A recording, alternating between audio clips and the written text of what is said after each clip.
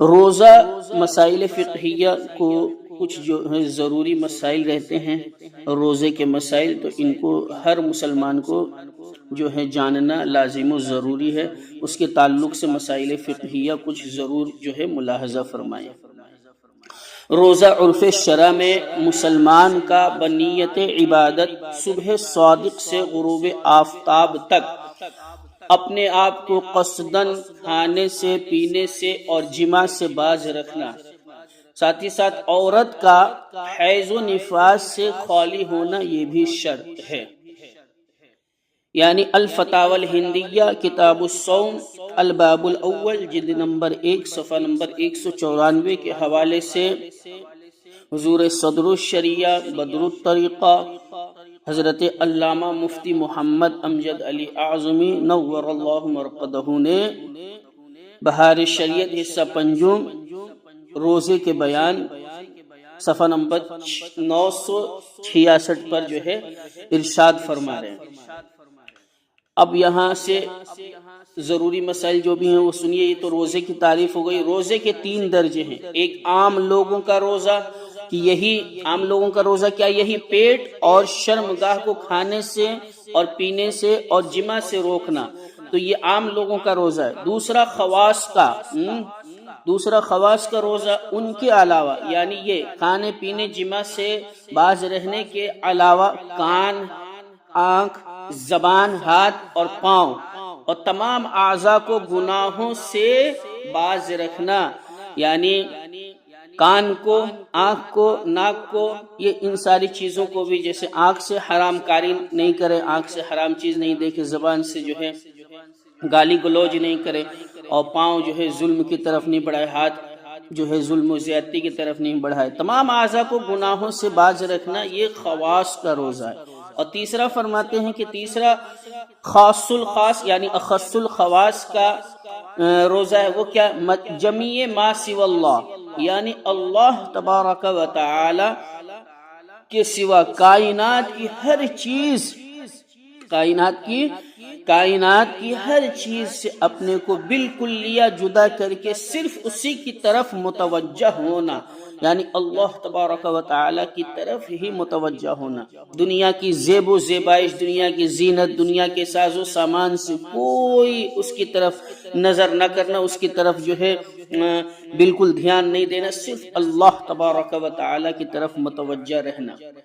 اب یہاں یہ فرماتے ہیں، یہ تین درجے روزے کے بیان کر دیے گئے۔ اب یہاں یہ بتاتے ہیں روزے کی 5 قسمیں ہیں۔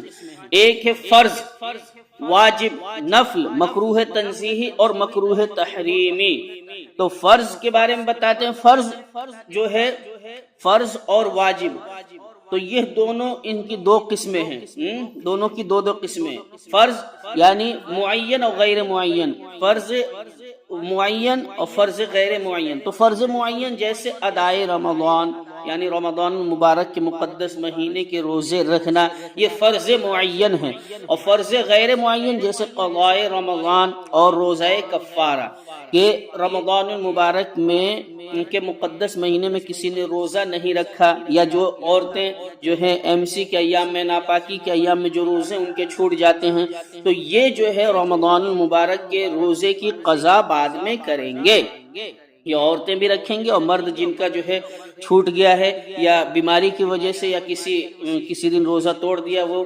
اور روزہ کفارہ اسی طریقے سے کہ رمضان مبارک کا جو ہے روزہ توڑ دیا تو ظاہر سی بات ہے روزہ بھی ہے، کفارہ بھی ہے، تو اگر روزہ اس نے نہیں رکھا ہے تو کفارہ جو ہے لازم و ضروری ہے۔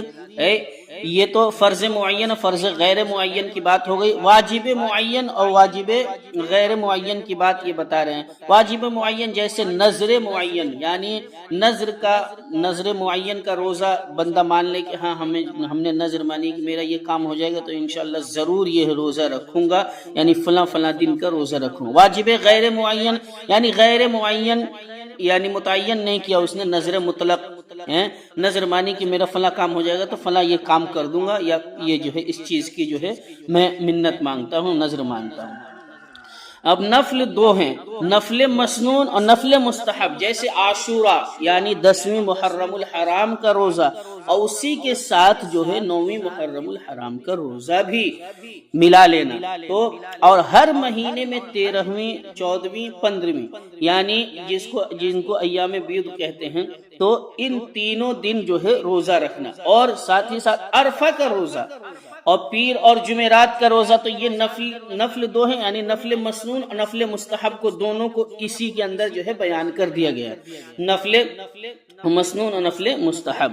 عرفہ کا روزہ رکھنا، ایسے ہی پیر اور جمعرات کا روزہ رکھنا، اور شش عید کے روزے یعنی جو ہے شوال المکرم کے 6 روزے رکھنا، اور صوم داؤد علیہ السلام یعنی حضرت داؤد علیہ السلام کا روزہ۔ کیا ان کا روزہ کیسا تھا؟ یعنی ایک دن روزہ رکھتے تھے اور ایک دن افطار کیا کرتے تھے، یعنی ایک دن روزہ رکھتے، ایک دن روزہ نہیں رکھتے، پھر دوسرے دن روزہ رکھتے، پھر تیسرے دن روزہ نہیں رکھتے۔ یہ حضرت داؤد علیہ السلام کے روزے کا طریقہ تھا۔ تو یہاں سے نفل مسنون اور نفل مستحب دونوں کو بیان کر دیا گیا۔ اب بات یہ رہی کہ روزے کی چوتھی قسم کیا ہے؟ مکروہ تنزیہی۔ تو مکروہ تنزیہی جیسے صرف ہفتے کا روزہ رکھنا، یعنی سنیچر کا روزہ رکھنا، اور ایسے ہی نیروز اور مہرگان کے دن کا روزہ رکھنا، اور صوم دہر، تو یہ کیا ہے؟ مکروہ تنزیہی میں آتا ہے۔ جیسے صوم دہر کا مطلب کیا ہوا؟ یعنی ہمیشہ روزہ رکھنا، ہمیشہ روزہ رکھنا۔ تو ابھی اگر ہمیشہ روزہ رکھیں گے تو کام کاج کب کریں گے، اور پیسے مال و دولت اور رزق معاش ذریعہ معاش کیسے تلاش کریں گے؟ تو ہمیشہ روزہ رکھیں گے تو یہ بہت سی خرابیاں لازم آئیں گی، جس کی وجہ سے یہ علماء نے فقہاء نے فرمایا کہ یہ مکروہ تنزیہی ہے۔ اور ایسے ہی صوم سکوت یعنی خاموشی کا روزہ رکھنا، یعنی ایسا روزہ جس میں کچھ بات نہیں کرے۔ جب کچھ نہیں بات کرے گا تو کام کاج کو کیسے کرے گا، کیسے جو ہے اور معاملات ہوں گے، خرید و فروخت کا معاملہ کیا ہوگا؟ تو اس لیے مکروہ تنزیہی ہے۔ صوم وصال کے روزے رکھ کر افطار نہ کرے، یہ بھی کیا ہے؟ مکروہ تنزیہی ہے۔ یعنی صوم وصال یعنی مسلسل پے در پہ روزے رکھے اور افطار نہیں کرے، اور دوسرے دن پھر روزہ رکھے۔